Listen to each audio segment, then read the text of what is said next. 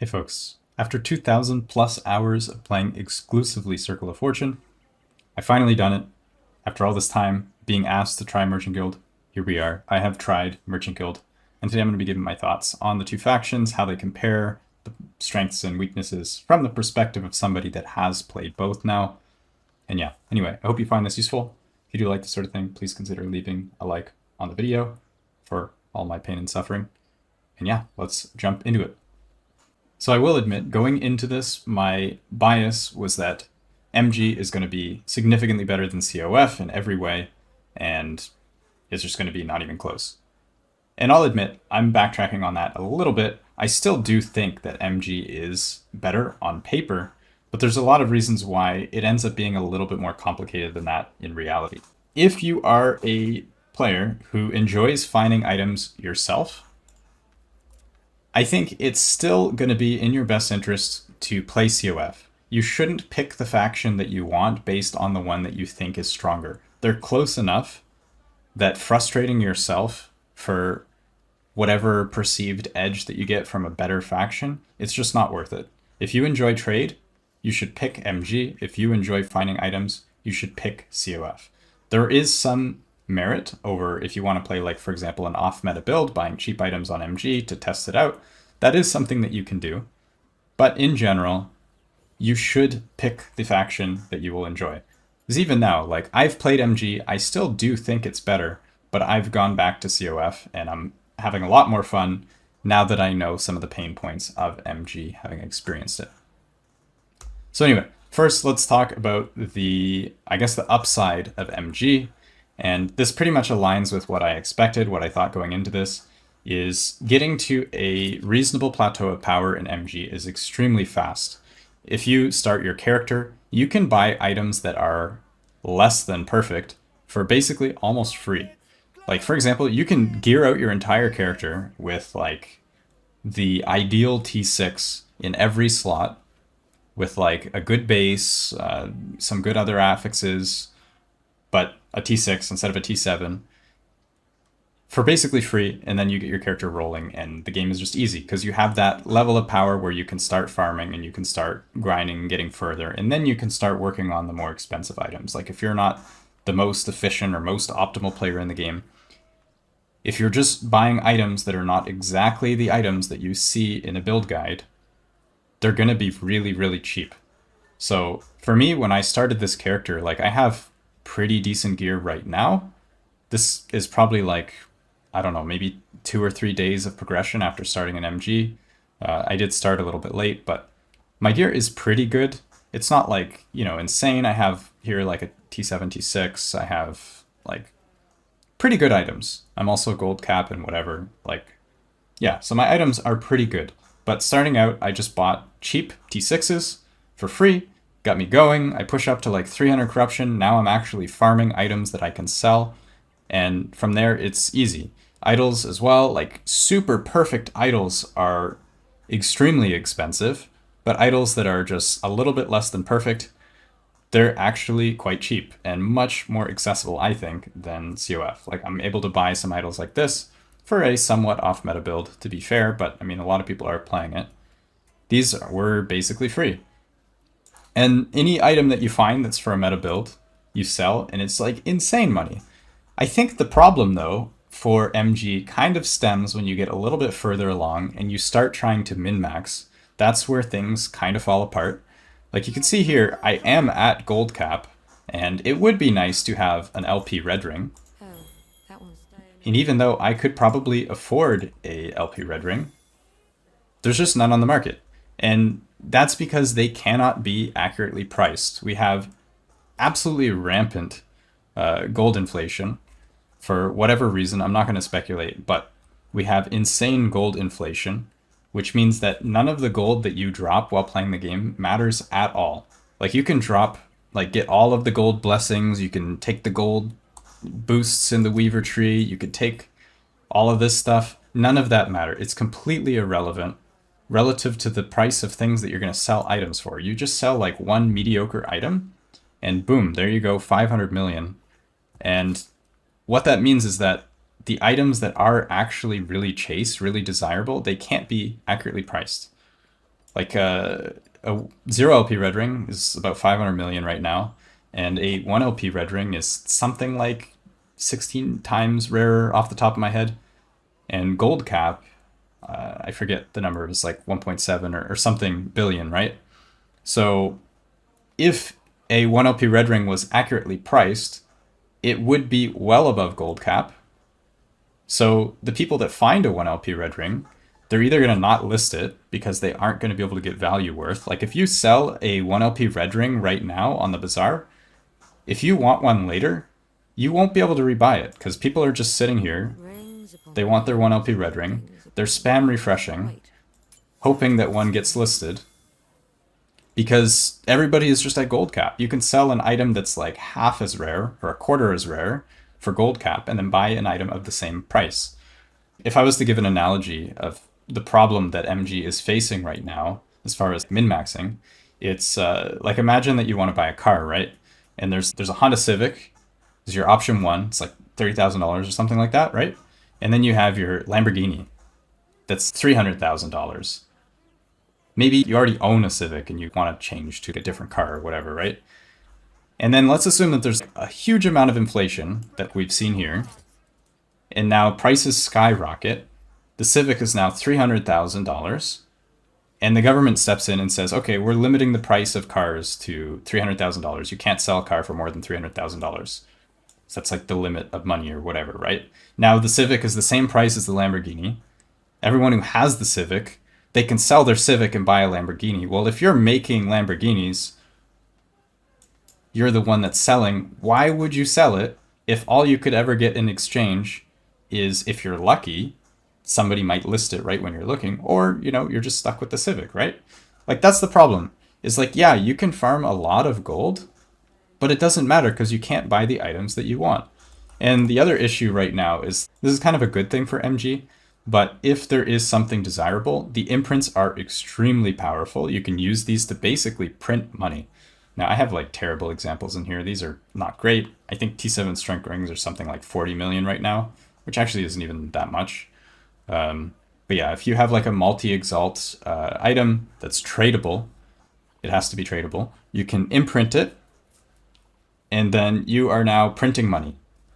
Every time you drop one, you're printing money. So it's kind of like a win more scenario where if you get some good items early on, you get your imprints, and then you start printing these items to sell, you're rich. Every time you sell one, you're getting another piece of gear for your build. And I mean, assuming that it's listed, there you go. You've now geared up your character. Your character's insane. It's really strong. So, I mean, MG is way better on paper. The problem is just min-maxing. If you're playing a meta build and you want to buy really expensive items, you can't because there's none listed.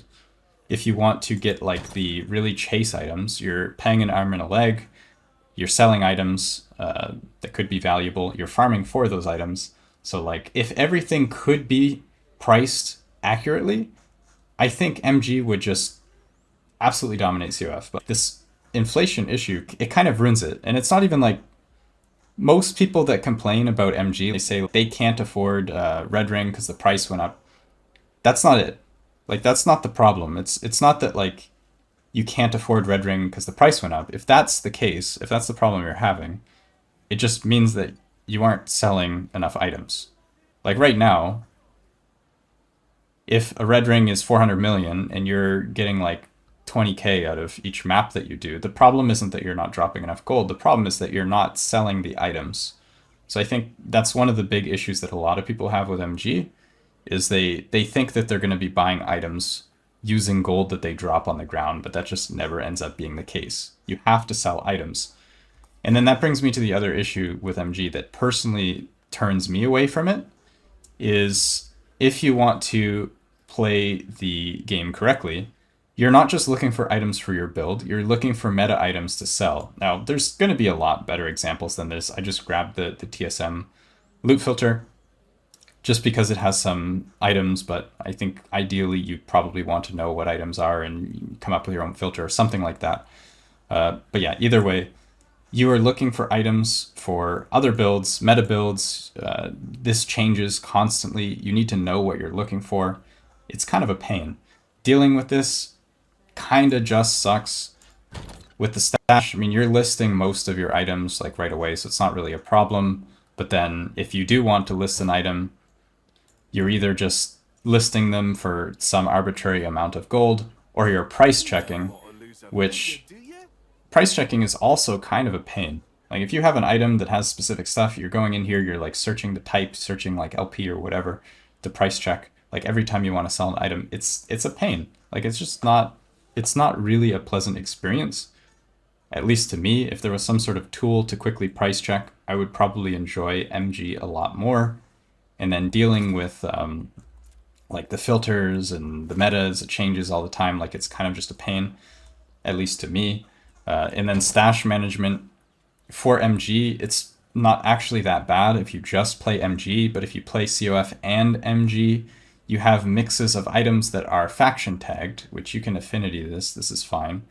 But then there's items that are tradable or not tradable, which as of right now, you can't affinity. So there's no way to send my tradable or not tradable items as I dump them after doing an echo. So that becomes kind of a pain to deal with. I have, like for example, I set some of my tabs up where I have all my idols, COF faction tag, MG faction tag. For some of them, like legendary here, I have tradable. If I'm playing MG, I dump them and they all go into here. If I'm playing COF, I put this tab in front, so it goes into not tradable. But overall, just dealing with stash, if you play two factions, it's really frustrating. And yeah, that's kind of my thoughts on MG, is like, it definitely should be better on paper. I think it is better on paper, but it has some problems that, at least to me, make it really frustrating. And if you want to min-max and get those like double T7 slammed legendaries, you can do that just fine on COF. The imprints, at least some of them, do seem to be boosted by COF. You're getting all the exalt stuff going on. The prophecies, I think, are a little bit diminished relative to how strong the Weaver tree is, but it's still an option for targeting. Overall, COF does feel fine. You can still min-max. It might take longer, at least if you are playing a off-meta build versus MG. But, I mean, you can still min-max just fine. So here we are on my Void Knight character. I actually first leveled this character as MG, and I got to a point of power that felt comfortable very quickly. Like I said, I was able to buy a bunch of T6 items, and then that was enough to push corruption, and I was actually farming quite well. I was earning gold very quickly. It felt really good playing this character on MG, even though it is probably one of the most meta builds, and I was selling expensive items and all that stuff.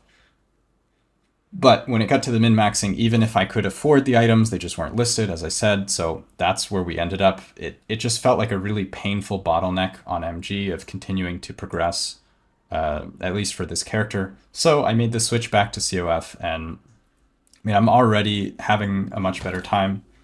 Personally, again, I want to emphasize this is just my personal experience. As far as min-maxing goes, I'm making pretty good progress. My gear right now is not great, but I already do have a few LP items ready to go. We have 3 LP Titanheart. Now this is also, keep in mind, a character I made, or I switched to COF like 2 or 3 days ago. So we have like 3 LP Titanheart, we have 3 LP Dark Strides, couple Shattered Worlds. I already have a good one because I sacrificed a few. We have 2 LP Solar Runs, Dark Stride, 2 LP World Splitter. We even have 2 LP Shattered Worlds because why not? RNG does be like that sometimes. So right now I'm just looking to get exalts. So first I need to drop the bases that I can use, and then I just imprint them, and then from there you just start printing double T7s. I have some somewhere. Yeah, so like items like this, you can just imprint, and then you just start printing double T7s. Then you use Rune of Havoc, you craft, and then you end up with helms like this, where you have double T7 with 2 desirable affixes on your item. These are not actually that bad to get on COF, like items like this. Somewhere I have a 2 LP Nihilus I need to roll and then slam, probably try and get a double T7 on that as well. I want at least a double T7 on that Titanheart, so I'm probably going to do that. There are people playing COF that do actually have double T7s on pretty much every piece of gear. But yeah, this is why I'm going back to COF. I think MG, as I said, it's really good, but it's not for me. And hopefully going forward next season or whatever, like EHG does find a way to get the inflation under control, because I think that is kind of the thing that's really throwing a wrench into MG being enjoyable, is items are just not appropriately priced. Everything is all over the place.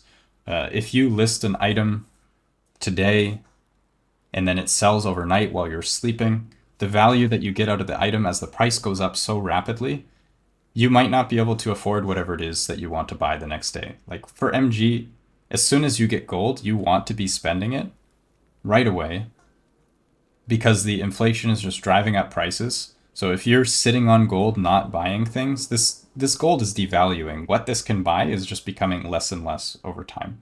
So you're kind of on a clock with MG to like quickly buy your items, spend your gold, get your next upgrade, farm the next thing. You have a bunch of items in your stash, your sell post or whatever it's called. That's pretty much it. That's all I have for today. Hope you found it somewhat insightful. This was kind of just like a rant video. I'm happy to be back on COF. As always, I will catch you guys in the next one. Peace.